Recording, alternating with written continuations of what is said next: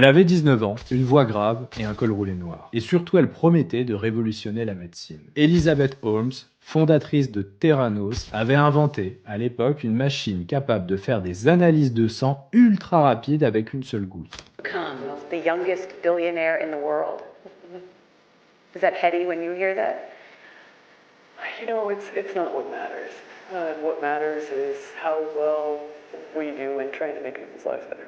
That's why I'm doing this. That's why I work the way that I work, and that's why I love what I'm doing so much. Enfin, inventer est véritablement un bien grand mot. La réalité, la machine ne fonctionnait tout simplement pas. Elle donnait des résultats bidons. Et pourtant, elle a levé près d'1 milliard de dollars auprès de figures comme Henry Kissinger, Robert Murdoch ou encore la famille qui a fondé Walmart. Mais ce n'est pas juste une arnaque financière, c'est aussi et surtout une arnaque à la santé publique. Des patients ont malheureusement reçu de faux résultats médicaux. Certains ont même cru avoir des maladies graves à tort. C'était catastrophique. Les employés qui tentaient d'alerter étaient menacés, étouffés, voire même licenciés. Le service juridique de Theranos fonctionnait comme un véritable mur de béton. Et tout ça, ça a tenu plus de 10 ans. Pourquoi? Grâce à une image léchée, un storytelling bien ficelé et surtout un culte de la fondatrice digne de Steve Jobs. Theranos, c'est l'arnaque qui montre qu'en finance, tout simplement le storytelling peut être plus fort que la science. Et qu'investir dans une image, c'est parfois pire que dans une illusion.